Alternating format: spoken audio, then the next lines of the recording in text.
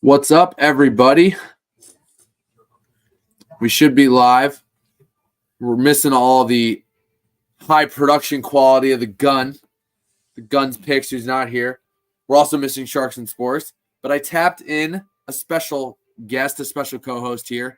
The man, the myth, the legend, the Big Chi, at the Big Chi Show on Twitter. Big Chi, say what up. We're letting some people trickle in here.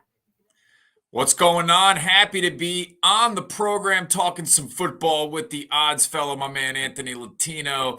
Yeah, it's going to be a good Sunday here, Anthony. Was going to be going to the Commanders-Dolphins game, but I don't really want to deal with FedEx Field and the traffic, and I'm sounding old already, so let's hop into it. I feel fresh and good, baby.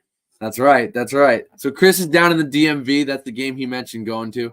We got similar weather and a similar mess up here in the Northeast with some friends of mine going to the Jets-Falcons game at MetLife. Also one, maybe I wouldn't want to be at. Obviously, as a Dolphins fan, you would have been right at home there, How – I don't mean to immediately jump in, but how is Atlanta only laying 1.5? What am I missing? Boyle was bad in college. He's worse than Zach Wilson. And the ineptitude of this offense, 100%. If you want to talk about rat line of the week is a show I know the guys on the Ringer use, the rat line, the fishy line. What are you looking for? It is strange, right, to see that team favored, and that's a 1 o'clock game, so we can start there. We're going to break down the full slate for you guys. We got 11 games. We'll try to make up some of the time difference here. But for me, this is actually an official at 1 o'clock. I can't believe I'm doing it. I'm backing this weird offense and the New York Jets +2. Probably should take it on the money line. After watching them in the last few weeks, to your point, how are they only, getting 1.5? How is this not a 3.5, 4-point game, especially with the Falcons who actually sit in first place? The very dismal NFC South standing somehow at 5 and 6. But it's really just the fact, to me, Desmond Ridder in this offense isn't good on the road. No. Yards per game, plays per game, yards per play, first downs per game, points per play. Every stat significantly worse. They're almost 100 yards worse, 380.3 to 293.4 on the road. Desmond Ridder, just to take it a step further, 7 games, 5 this season that he's played on the road. 5 this season. Passer rating of 76.8 overall, 1 touchdown, 2 interceptions. Those games, lost at Arizona, lost at Tennessee, a win at Tampa Bay just by a field goal, lost at Detroit, and lost at Jacksonville. In 2 of those games, they closed as 2.5 favorites, right? So you're right around that 2.5, 1.5 line, and they don't function well in this spot. So for me, it's the Jets, which I can't believe I'm saying, but I think it's going to be an ugly one. You're on an island, and I love to be there in the sports betting world. Hey, good for you, man. I know I'm with the public, and I know backing it up, Heineke or Ritter have not been very effective for this team, so it makes sense. I just have been impressed, I think, with Atlanta's defense. So if anything, under's an obvious play too. Yeah, the lowest one on the board, right? Yeah, absolutely. Well, let's go to another 1 o'clock game here. We don't want to talk about that hideous one too much, but I see I'm aligned with Ziggy Balls, which I always love. Ziggy is as sharp as they come on Twitter. Right. Another 1 o'clock game is the Chargers New England. Nothing official for me on this one. Surprising to see New England probably getting this many points. I feel like we've been saying that for 2 straight years, right? So who knows? Maybe it doesn't matter anymore. But I just don't think the Chargers and this Brandon Staley-led team are that good. And I don't know that Staley will have a job, come this week, especially if they go down. Any thoughts for you? Any looks on this one? Well, initially this week, my thought was, does New England, or this was later in the week that it became public, Pepper's comments calling the team ass. How do they respond to that? I don't know. I think that's a little bit of an embarrassment for New England. And to your point about the Chargers, this isn't a team that looks like they're playing very inspired football, letting it get away from them against the Ravens. They played tough in that game, but offensively, and Herbert's taken some steps. I've listened to some smart quarterback people talk about how Herbert just isn't looking at enough reads. It's one, and if it's not there, he's not making the correct second decision. So to me, it would be a New England play, but I don't really have any definitive reasons to that. Just kind of a Chargers fade here. But yeah, the Yeah. Chargers secondary is disappointed, right? They've got the names, the Derwin Jameses and Asante Samuel Juniors, but not playing at a shutdown level. Yeah, really the whole defense is disappointing. I think they come in sitting defensively 28th per DVOA, right? Not what again. Staley's a defensive mind. That's what he's supposed to be doing. And this team, night in and night out, week in and week out, they can't close out games. They put Herbert in terrible spots. I mean, that team offensively dropped the game winner last week. So yeah, I think to your point, Herbert, maybe a little bit of regression, maybe not taking the steps necessary that he should, but he's really not getting any help on any side of the ball, Yeah, so no, the offensive line has not been great. Absolutely. Yeah. Now I know the guys who aren't here, the Shark and the Gun, they do have this one circled specifically. Shark is on the Chargers. I think he got it at -5. I understand that look. Maybe again New England in tank mode, but for me, I think there's too much with the Bailey Zappi side of things, and there's just too much, that can keep this game close. Right? Weird vibes in New England. Weird game overall. Yeah. Let's go to another one with a little bit of more spark. That is Detroit at New Orleans. Anything for you here in this 1 o'clock matchup of two teams, again, fighting for first place in their respective divisions? I'm on the under 47.5, and I have to look specifically. Mike Blewett of Sports Grid, somebody who I've worked with in the past, certainly great handicapper, pointed this out that this last 7 times the Saints have been road dogs, the under has come in 7 straight times, something like that. I made it as I have 2 FanDuel NFL no-brainers that I come up with for WTOP on a weekly basis.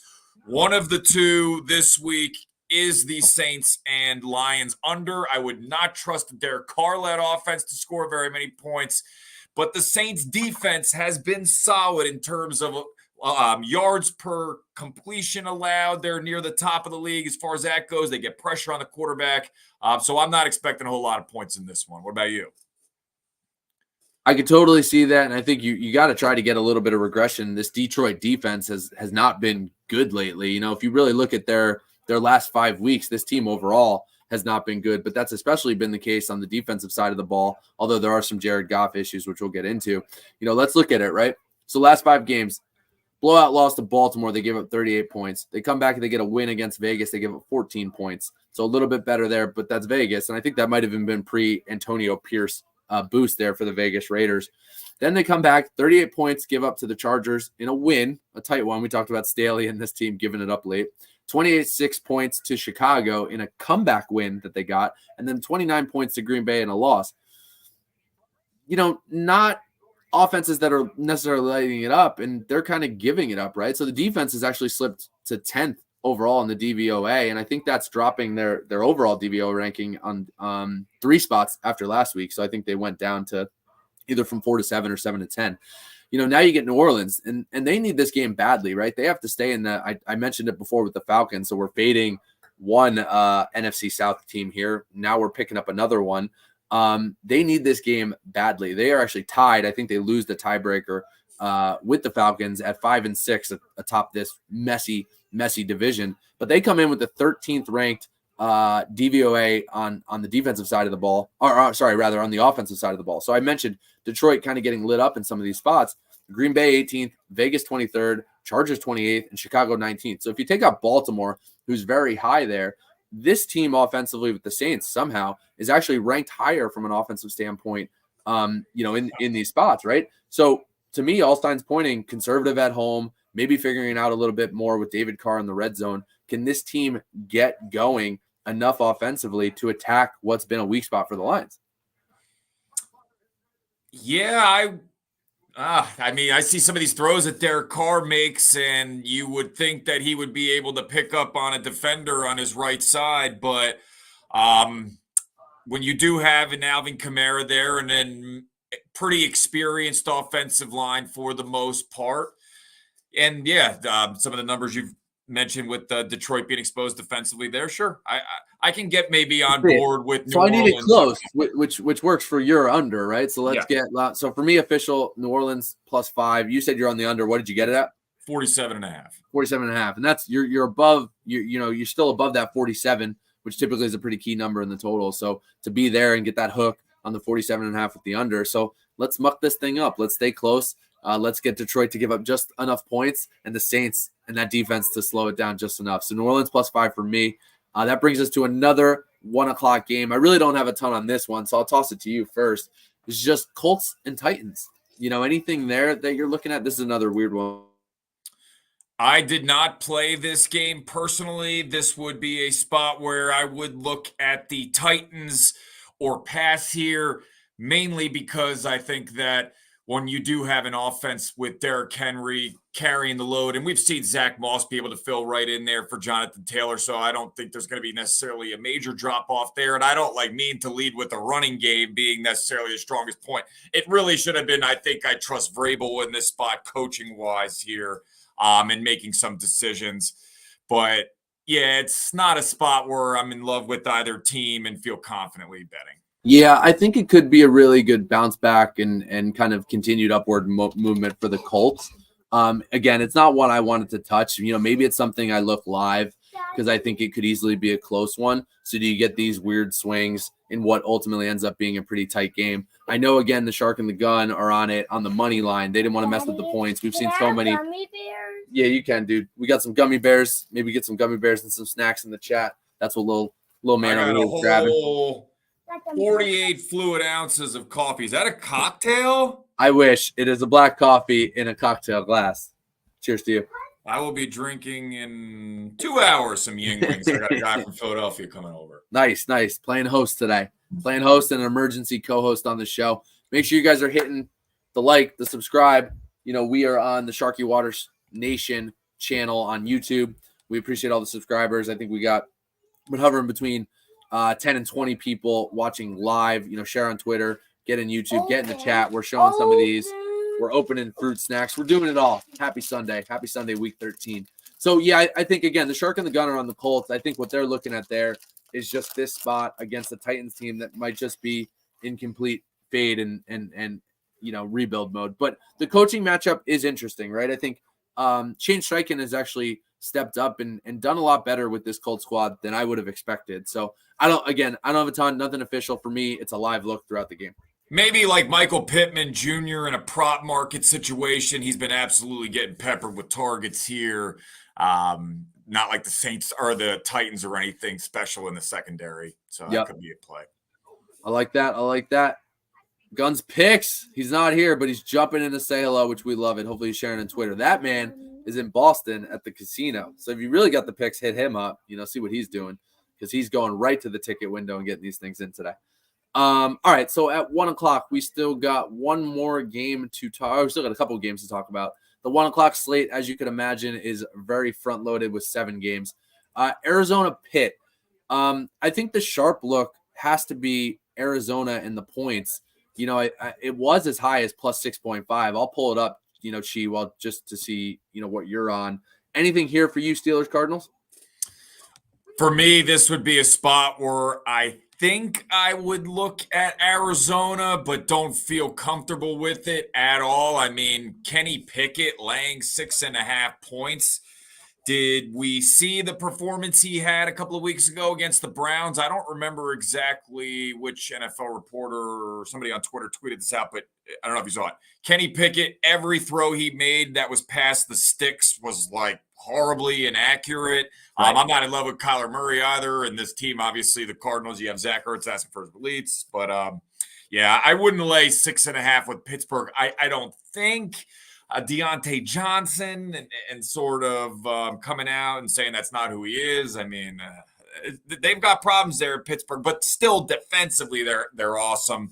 Seeing a total number sitting at 41, I'd lean under for sure. Yeah, 100%. I think tease the Steelers and tease the unders. That's not a bad look. Teasing the Cardinals, also not a bad look. You're going to get through the 7, through the 10. Dangerously close there, depending on where this thing closes. If it's at 6.5 right now, you could even approach that almost 2-score mentality because who knows what these teams are doing in terms of going for 1 or 2 lately or shanking an extra point. I think it's Cardinals or nothing pregame unless you're going to get a little bit exotic there. we'll flash the guns picks here. I got them at the end too, so I'll talk about some of these. So he is on the Cardinals plus 6.5, and we've talked about it on some of the previous shows. Kyler Murray and this offensive team and the Cardinals team in general has come out hot the last few years. Obviously, that was a different coaching regime and a little bit of a different situation. But now you get Murray coming in later in the season, right? He showed up first game in week 10 or week 11, I think. So he's still in that early, fresh kind of mode that typically has helped him play well in some of these previous early seasons coming off the injury. So maybe the Cardinals do keep it close. I don't know how, to your point, you lay it with Pickett. I think you can get a much better live line. The amount of times the Steelers have been down at halftime and won in the full game this year has to be 3, 4, 5 games. I should have grabbed it official, beforehand. But that's another look, right? You can go on FanDuel, DraftKings. Some of these other books have the half game, full game result. So you can probably get some decent odds. In this case, because they're such significant favorites, it probably won't be as sexy. But hey, do you grab it live or do you grab something like that pregame to say Steelers down at halftime, full game winner, full game result with some of their voodoo magic that we've seen? I probably, again, would be looking at a prop market spot of a Trey McBride. Would have to look at his receptions, but he's been somebody who, again, Ertz wants out. I mean, for a number of reasons, Yeah.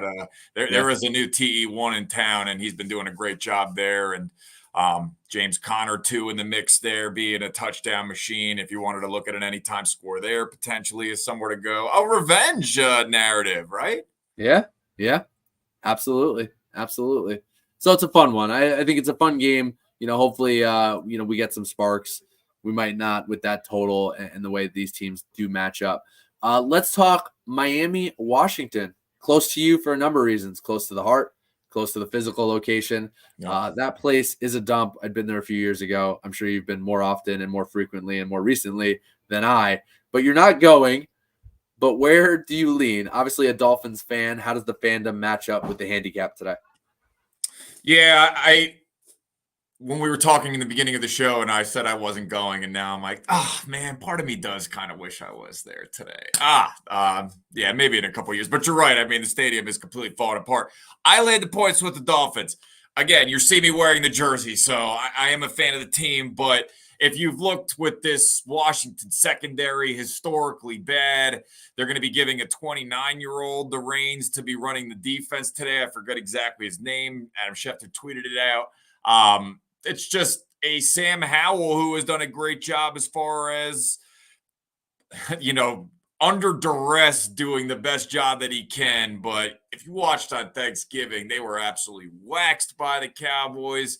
And the Dolphins also have an explosive offense with not as strong of an offensive line as Dallas does, but Miami beats up on bad teams, and I think they get it done today. Yeah, it's really tough to back. I think, again, you want to talk sharps versus squares, public money. I do think Washington is probably the sharper look, which is a little terrifying. I just don't think they're going to be able to keep pace. One narrative I've seen a lot of is what type of bounce back or kind of uplift do you get from the defensive side of the ball with the coordinator change that was made. Obviously, this year we've seen a couple instances of kind of the new coach bump. We saw it in Matt Canada firing with the Pittsburgh Steelers offense looking better. You obviously got a few weeks of it with Antonio Pierce and the Las Vegas Raiders, albeit that was against the Jets and the Giants when they looked at their best.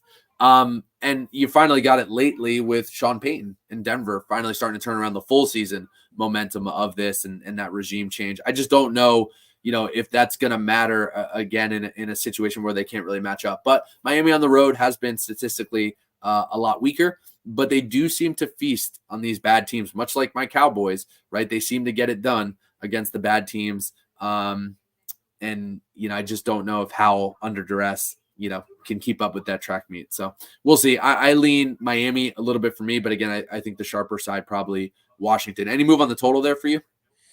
No, it would probably be a look toward the over just because it would be a situation where if Washington's going to hang in this game, they've got the speedsters, McLaurin, Dotson, get down the field, even get past Miami's strong secondary with the Ramsey and company there.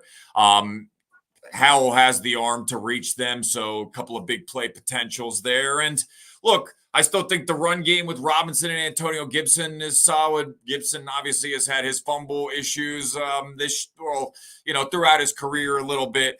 But I think when we're talking about anybody in Washington secondary being able to keep up with a Tyreek Hill or anything of that sort now, Hill, it feels like every game he kind of comes up with some sort of a limp right at some point. So that would make me a little bit nervous if I am betting the over. It's like Miami starts to get up a little bit of a score here. They take out the big time speedsters. They're content running it with Mostert.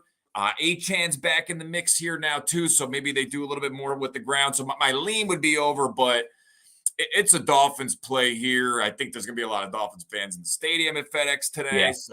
Yeah. I think too, with sort of the wetter conditions, it's starting to clear up here. I don't know that weather will be much of a factor, but that normally is worse for the defense than the offense, being that you're backpedaling and the offense already knows where they're going. So again, that could be a lean to the over too, if the field 100%. Conditions aren't great. Yeah, and look, I'll look if that thing dips because it starts slow the first couple series. That's a live over that I would totally jump on in the low to mid 40s. So maybe you can get some points down there as that thing averages out.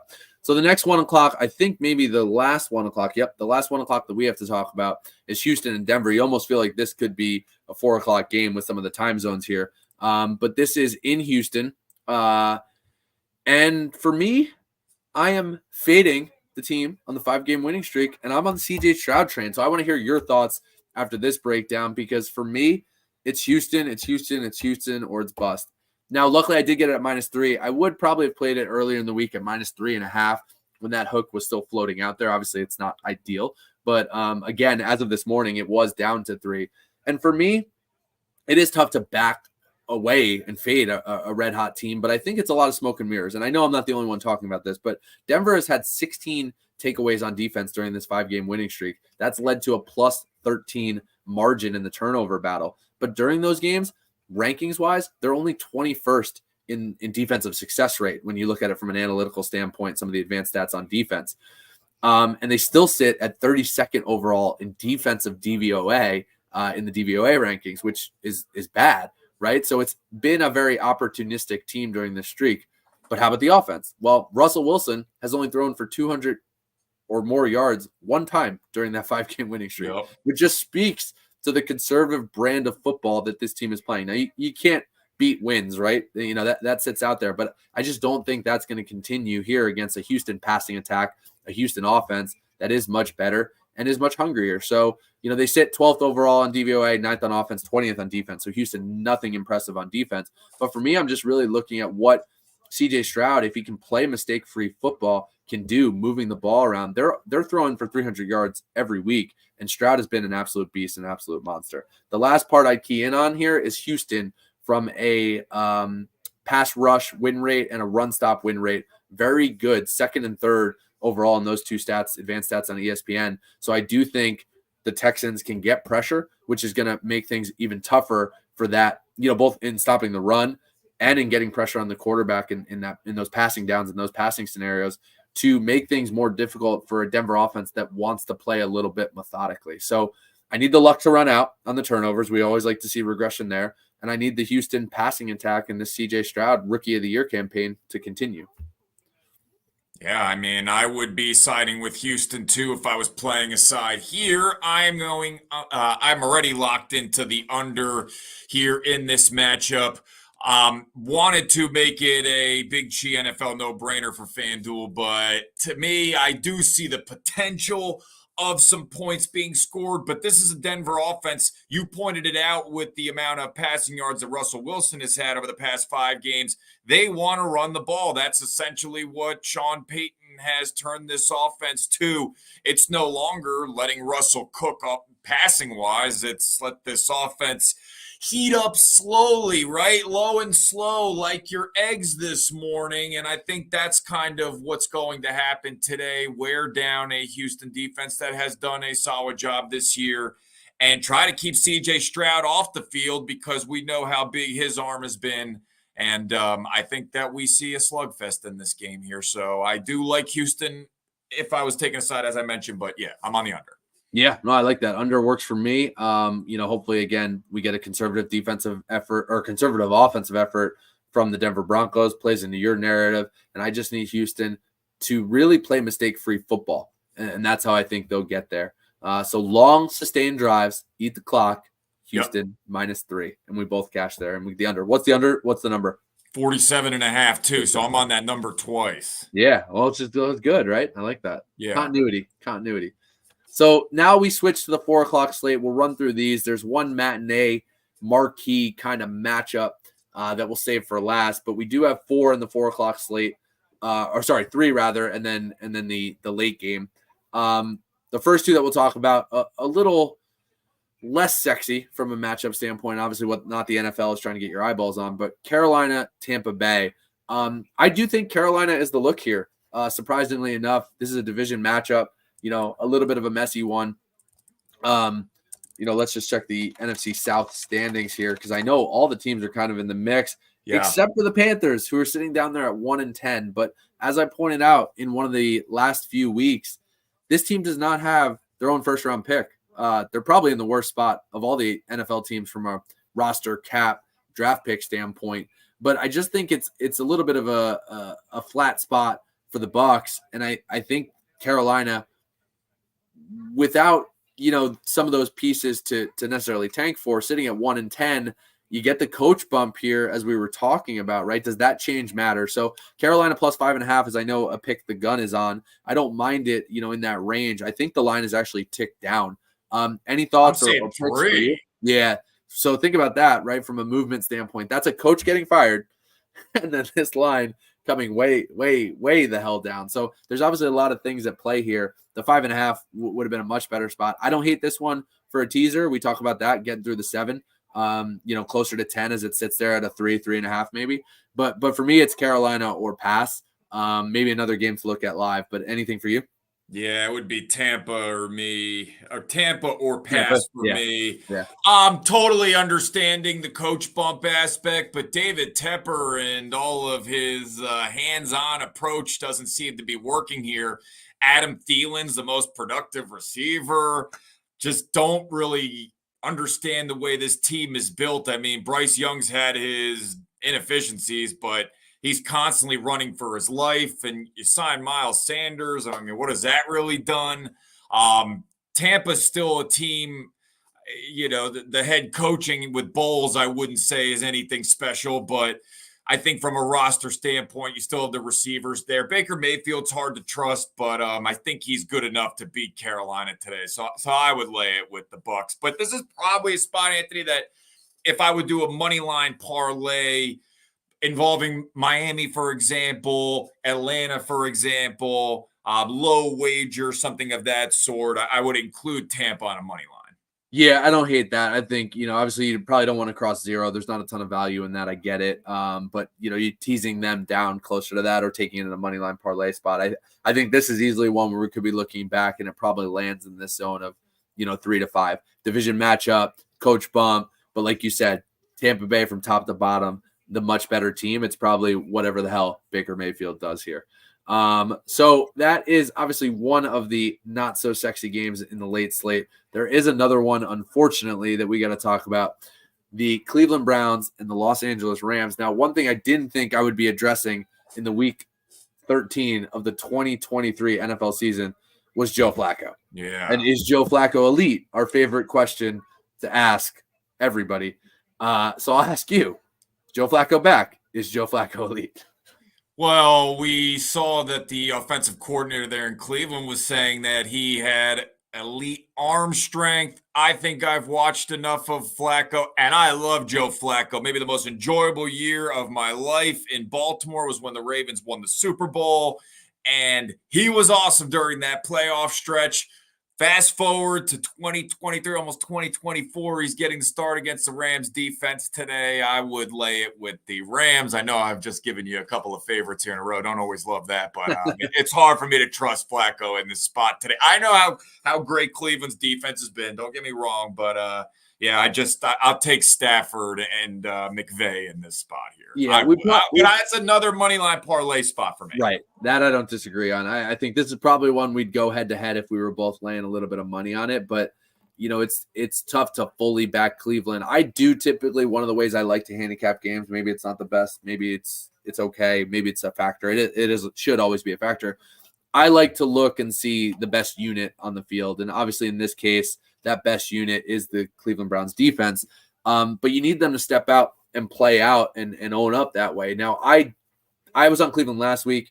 I thought they were in that game until the quarterback situation got worse with DCR going down, and things got a little bit messy for them having to bring in that third stringer. They've tried to, resolve that issue by a little bit more preparation coming into this week. But it's tough to know what you're going to get with Flacco. One thing I heard that I'll bring up, but just I think it was, again, one of the Ringer podcasts, joking about the old Flacco offense that the Baltimore Ravens used to run where they chuck it up and you felt like they were just generating defensive pass interference turnover. Oh, yeah. So maybe we get a few of those today. Maybe the old Flacco arm strength comes into play. But for me, it's a slight lean to the Browns. For you, probably a slight lean to the Rams. Yeah. One that I wouldn't recommend throwing a ton of money around that. That does bring us, though, to the marquee matchup. So before we get into this one, like I said, we're on the Sharky Waters Nation YouTube channel. Guys, please hit that like button, smash that. Throw the comments up. We got Ziggy Balls giving us some of his good picks. For us, this next one, I do have an official. We didn't actually speak about this one, so I don't know if you do. NFC Championship rematch. Top two of the three teams in the NFC. Traveling to Philadelphia is the San Francisco 49ers, and they are favored. So we talk about funky line. We talked about it a little bit with the Jets. Fishy, funky. Weird spot here, right? To think that going into Philadelphia, the San Francisco 49ers would be laying points. This thing opened at like a point and a half. It's steamed all the way up to 3 in most spots. We'll see if we get a little bit of buyback to the 2.5. For me, I'm doing it again. I am going to hate myself when it doesn't come through again. I am on the Niners, -3, but I'm curious to hear your thoughts. Nothing, because this is the weirdest line maybe of the year. I'd say Philadelphia team that has the best record in the entire NFL at home, coming off a win with Jalen Hurts, just playing hero ball once again in overtime, a game that I was on the under in stupidly. I very much regretted that one. I just can't fade Philly here, but to me, we've seen this. It's the weirdest line of the year, but we've seen it before in this world where normally it feels like it comes through for the favorite. Philadelphia's banged up, but to me, this is a game where both teams, I think, are going to just try to survive in advance. They've got bigger aspirations, so it's hard for me to pick one side or the other. Total wise, where am I looking here? On 40, that 47 number, that's kind of been my number right this morning. If he gets up to 47.5, then you pounce. But again, like I just said, I was on the Eagles under last week and it didn't come through for me. So I guess I have nothing. I'll just tell you, Anthony. Let's do it. Well, look, I'm 0 for in a couple of these spots. Usually I'm getting chirped in the comments from the Eagles fans. It seems quiet right now, but I'll monitor it to see if they pop up because they deserve it. They should get their flowers. They're fucking 10-1 and they're rolling, and they don't seem to have any of these letdown spots. They beat the Chiefs. They beat the Bills. This was supposed to be the gauntlet, right? They got the Cowboys on deck in a division game coming up, so they do want to get healthy and get right for that. But we talked about it, right? It's a funky line. Why is San Francisco favored at home against this team that's the number 1 seed, that's 10-1, that continues to win? I think it's just maybe that spot. It's non-division. Philly doesn't necessarily need it. If they beat the Cowboys next week, they can stay ahead of them in the race. Now, if they do lose today, I'll just point out, and then lose to the Cowboys, those teams are potentially tied with tiebreaker scenarios coming into play because that would be a split in the division matchup. Now, let's not get ahead of ourselves. I think, again, Philly this year has been a bit of an outlier, right? They're not playing as well as they did last year, but they continue to win. And all props to the coaching staff, to the team, to the offense, to Jalen Hurts. They're disciplined. They're disciplined, and they know how to win these games. I actually saw somebody comparing them to the Minnesota Vikings last year and asking that question, right? A statistical outlier. Are the 2023 Eagles the version of the 2022 Vikings, who I think by all accounts were somewhat fraudulent? Now, I don't think that's fair. Because I think when you look at those two teams, and I saw this statistically, the Eagles dominate them. So the Vikings, although they were continuing to win these close games and had that record, statistically they ranked in the bottom half to quarter of the NFL. The Eagles are the opposite, where they're still in the top half to top quarter of a lot of those, categories. But those same stats that I mentioned, let's go line by line here and talk about Eagles versus Niners point differential. 64 points for Philly, which is absurd on a 10-1 to have a 64-point differential. Wow. Right? San Francisco 49ers, 140. Wow. DVOA overall, 9th, 2nd for San Francisco. Defensive DVOA, 17th for Philly, 6th for San Francisco. I think the Eagles have felt that, right? That defense not being as opportunistic, not getting off the field, giving up some chunk plays. Offensively, it gets better, right? 7th offensively for Philly against the number 1 ranked San Francisco offense. Special teams is really their only statistical advanced analytical kind of metric that they outgain or are ranked higher than the Niners. First on special teams DVOA, 27th for the Niners, not an impressive unit. Opponents' points per game, 22.4, 20th for the Eagles versus 15.5, first for the Niners. Points per game, 28.2. They're tied at 3rd. Yards per game, 364.3. That's 9th overall. 386.1, 3rd for the Niners. Eagles also banged up at linebacker. I think they're going to have trouble covering the middle of the field and what the San Francisco 49ers want to do. The Eagles are in a 2-team race here with the Cowboys to sign Shaq Leonard. They were trying to get Shaq Leonard in here before this week. He's waiting till these week 13 games play out to figure out where he's going to go, which is a really interesting move. Philly has trailed at halftime in 4 straight games. Now they've come back and won every single game. That sets an NFL record. But I just think today San Francisco is going to get it done early. They're going to get up on them early. I'm actually on the San Francisco 49ers first half -1.5, and I'm on the San Francisco 49ers -3 for the full game. I think this is finally the spot where the luck does run out. Shout out Ziggy Balls for the luck running out. It has to, right? And if it doesn't, again, I'll get back up here and I'll say all props to the Eagles. They're completely unstoppable, holding on to 11-1. But for me, there's just too much working against them. Again, not a game they completely need, which is a little crazy. Niners revenge spot, maybe that matters. It is a home environment for Philly. That always helps. You do have the tush push, so they really only need to get 8.5, 9 yards on some of these plays. But I just think a slow start, again, is what you're going to see from Philadelphia. And I think finally the game that they can't get out from underneath themselves in the back half of the game. So, really interesting when you lay this one out statistically. But, hopefully it's a 425 game that you and I can sit back and enjoy some cocktails, enjoy some beers, Yeah, well, by that point, I will already have a couple up in me and don't want to overdo it because my daughter wakes up in the 4 a.m. hour and don't want to fall asleep for the night game Packers-Chiefs. So we'll see how that goes. Oh, my kid, I'll probably have one, yeah. I would say all great points defensively. I think about with this Eagles team and guys like Hassan Reddick, Camden, New Jersey, absolutely able to get after the quarterback, and Jordan Davis in the middle of that defensive line too. Again, I was burned by it, but we do have to move forward in sports betting. So it would be an underplay for me if I was going total. But yeah, no, totally with you. I think I'll maybe tail with San Francisco, but yeah, it's not a strong conviction one way or another for me. Totally. I mean, like you said, I think it should be a great game. I know I did a line on that one with the shark and the gun, so we'll see. Some of those 3-way spots for us have been good as of late, so hopefully that's the case. We get Big Chi on there as well. We'll make it a 4-way special.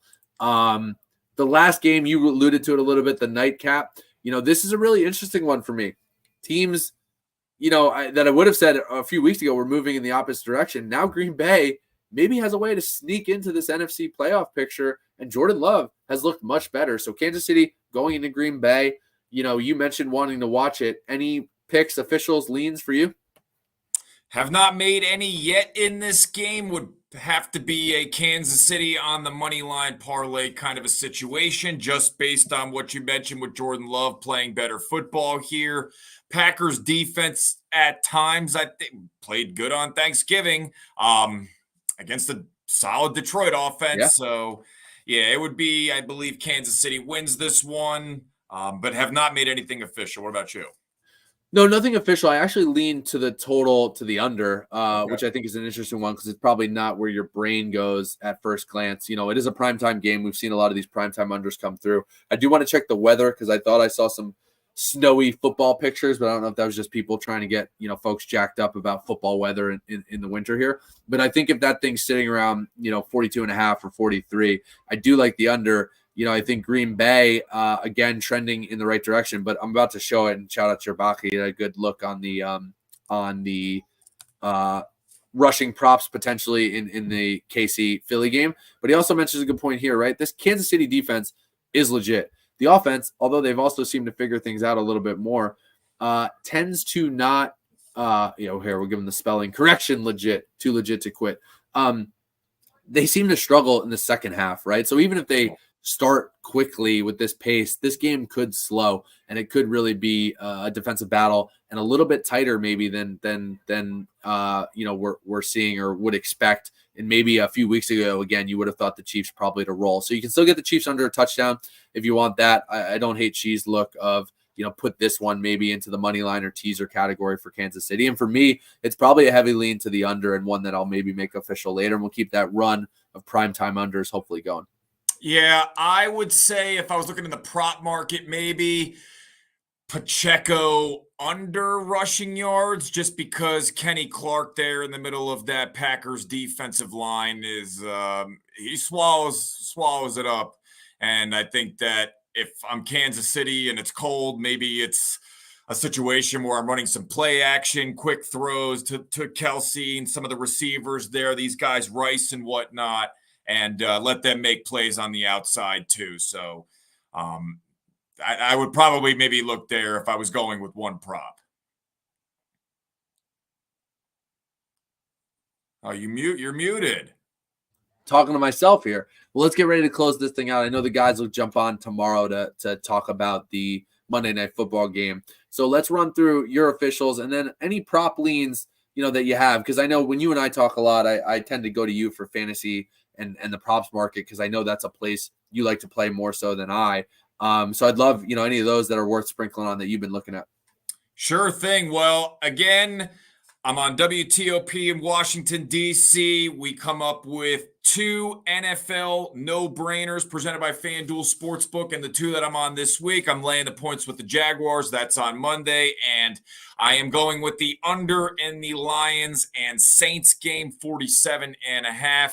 I've also fired in the under in the Texans and the Broncos game. I laid the points with the Dolphins, but I'm a fan, so you see me wearing the jersey there. And I'm going to be including the Atlanta Falcons on moneyline parlays because I do not see the Tim Boyle-led New York Jets beating them even at home. I know we're on opposite sides there, Anthony. And when we're talking about some props, I think I mentioned it earlier, maybe a James Conner anytime touchdown situation. And I think that's kind of maybe a little bit wraps it up. If any come to mind, I'll yell them out before we wrap up. Yeah, tweet him out. Follow this guy on Twitter. You can find him there. He's at the Big Chee, CHEE show on Twitter. One word. He'll be firing some of those picks off as well. And like you said, you can find him on WTOP. For me, I'll read off here the lines and that the Shark and the Gun have. Some of these might not be available.